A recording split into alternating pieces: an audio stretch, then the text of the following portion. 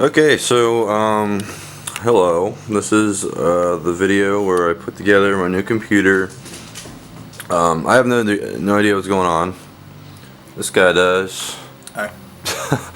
And he's gonna just talk about all the stuff and parts and things, and he's just gonna put it together, and we're gonna have a good time. Alright, so we laid everything out here.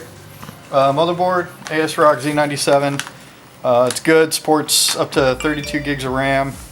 It's a good motherboard. Alright. Processor, got a i7. Should supply plenty of power for what we need. This will be going on there. 3 terabyte hard drive with a 250 gig solid state drive.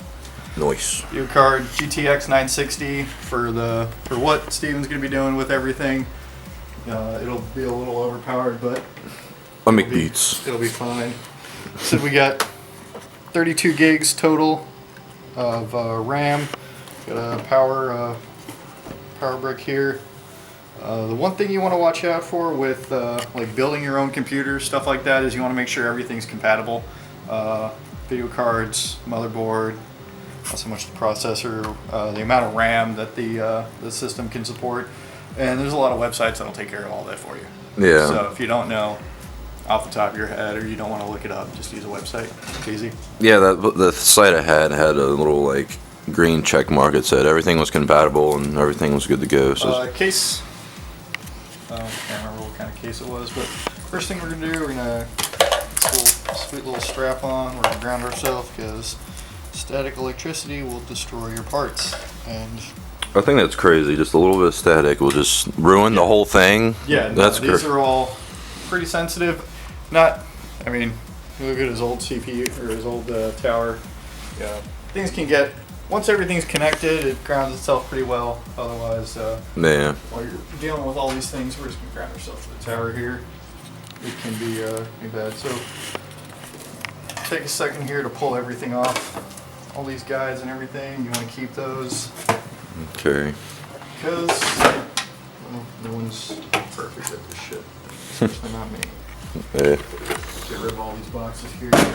Should I touch anything? Seeing as we're standing on carpet, I would just not. Watch the cat jump up there and like shock something. The cat's just gonna wipe your whole thing. No kidding, I called it. So, on the back of the tower here, this is where the motherboard is gonna mount to. All the outputs that the motherboard has are gonna fit through this slot in the back. Okay. And then the video card attaches to it, and you can assemble everything from there. Go ahead, get that Through it. Let's not trap it in the room. board out. So the old way that you used to have to put motherboards together was with glue. You actually had to, so the CPU here meshes. This is actually just a fan. This is the processor itself, which is great. The Japanese are great with their tiny electronics. So you used to actually have to see all these connections here. You used to have to glue all this stuff on. Really? And thankfully not anymore. The cat is unhappy. Oh, no jumping. Alright, so the CPU's in. An easy way to tell which way it goes is there's 2 little indents on the plate that it sits in. Matches the 2 little indents that are on the CPU. Then you close, lock it in, which pops off this plate. And you just fit that underneath, and there you go. Cool. CPU's installed. So now we're gonna put the fan in. The fan's sticky on the bottom, so don't touch that. It kind of bonds it to the CPU there. Oh, really?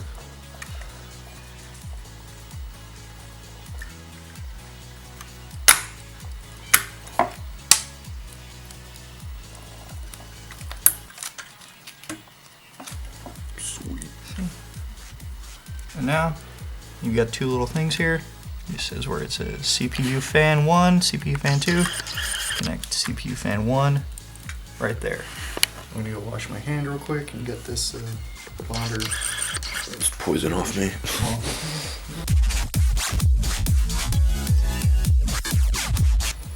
Alright, so there's holes in the motherboard, which is where it's going to mount to. Easy way to tell what orientation it's going to be is because all of your outputs here match up with the hole.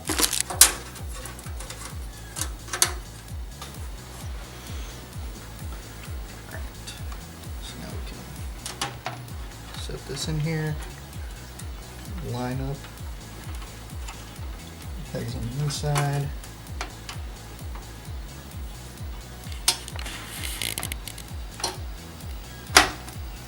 And it fits nicely into place. All our connections in the back.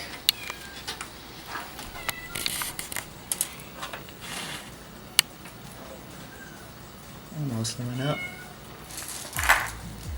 So it's way cheaper to put it together yourself? Yeah, it is cheaper to buy the components individually and put them together yourself. Unfortunately, it takes a little bit of work to do that. Elbow grease. Yeah, so it basically just depends on whether or not you want to pay someone to make sure everything works and put it together. The issue with a lot of the pre-made computers is parts are not, they skimp on the parts because it's easy. Oh, yeah. You don't always get the best things, you know, the best graphics cards, the most, you know, you get a computer that can use, you know, is able to use, you know, 32, 16, whatever gigs of RAM. And the computer comes with 8 or 4. Yeah, they just are trying to just save money, looking out for themselves. Yeah, and that's the makes sense, I guess. Capitalism. You can do that. That's fine. So, okay. All right. So next big piece is our video card. So yeah, big guy, big boy, a lot of fans. Fans are cool. Fans keep cool things cool. Yep. Fans are cool, huh? What would happen if it wasn't properly cooled? It just, I know overheat, but would it actually like melt, or just things would just not if it got work? hot enough, yeah. Wow, It would dang. melt. It's a lot of power. Protective cover off of this guy. So here's your outputs for your video card. It's got HDMI, it's got 4, there's DVI and then 4 HDMIs. So it's easy to figure out which way this goes, because this is going to slide in probably these top 2. And if you look here, this connector lines up nicely with that one. It's the beauty of having everything compatible. When you order it off the website. So we're going to take these off. You're a bad kitty.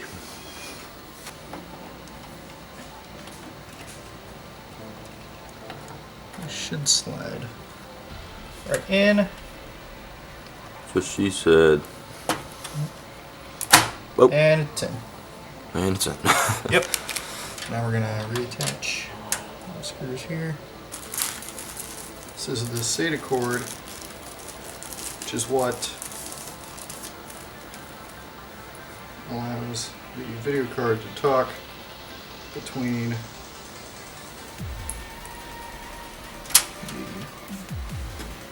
computer for it to tell it what it wants to know. Oh yeah. Cool thing about this tower Steven got is there are channels behind the motherboard here for you to route cables. Routing. So it isn't just getting away. Yeah, so you're not just, here's your cables. Is dust like a big issue? Like every now and then you have to get in there and like just kind of like blow it all. It's, you use like a can of the compressed air. Oh yeah, yeah. Blow, I'd say every couple months. It does build up and it can be an issue, but most computers that are built today can handle, you know, dust for a while. What I want to do is I want to press that into there so it's back there. We're going to pull out just enough to get this around and plug it into. So this is the cable that talks to the motherboard between all of your USB inputs that are on the front of the case there. USB.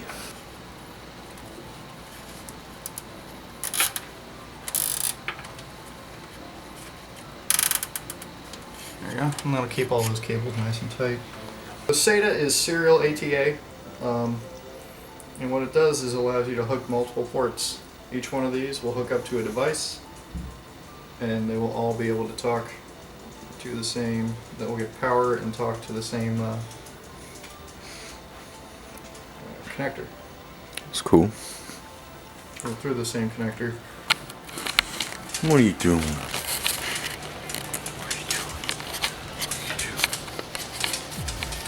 Dog party, dog party, dog party. So right now he's hooking up the nitrous, getting that going. Yeah. They connect. Connecting's good. Very. So what does that do exactly? So this, so essentially what this is a 250 gig stick of RAM. Oh shit. So this is, so when your computer is doing something, everything that it's doing currently is saved in like floating memory. You can say that your RAM is like a pool, and your computer can only play in the pool that your computer needs a big enough pool for it to play in. Right. And if your computer is trying to do a bunch of graphics processing and everything, it needs a bigger pool because it's trying to do more. Right. Whenever you save a file, that file, and then you close it, and that file is not being used anymore, you just saved it. Yeah. It goes onto the hard drive, where it's saved permanently. This, the way hard drives work is it's a disk, spinning disk with a bunch of little Notches. notches Or in something it. like that, yeah. It's cut up into sectors and etc. based on It's really quite amazing. based on a lot of stuff that doesn't really complicated than Yeah. I need to explain. But all that's saved, and then you can rewrite it. You can write over it. But with this, it's just one. Think of it as just one 250 gig stick of RAM. So this is constantly available. You don't Just have to, extra space. Yeah, and it's a lot quicker to access too because it doesn't have to spin a drive Yeah. from a sector and then possibly go to a different sector to get something else. That's cool.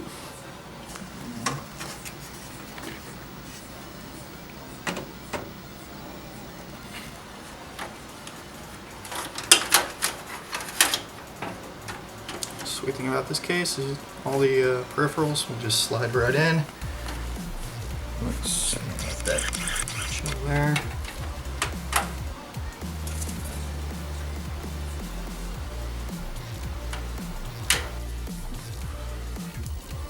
Where does that big thing go? This guy goes in there. This is power. This is the power brick feeds all of your components through this cable. Well, feeds your motherboard and everything through this cable. Okay. That has a separate component output. But I'm going to do some double checking, make sure we got all our cables installed correctly before we go ahead and apply power to this thing. We're going to put the so the RAM fits in pretty easy. Let's do these two real quick. So these are 4 8 gig sticks, total 32. Okay, so you take it. See, there's a breakpoint there. I want to match that up with the breakpoint on the board, and then loosen those connectors. And just like the video card, it'll slide right in. And then once it's in, I'm gonna lock it in with the connectors that you loosened. So there's 4 rows. We're going to put all 4 of these in. And there's no power or anything else you have to do with these because they're all powered by the motherboard's native power supply from the power supply. Yeah. Alright. And then I'll probably have to scavenge some more parts for the CD-ROM. I'll throw that in just so we can get all of the drivers and everything. We can load our copy, our registered copy of Windows 10. Nice.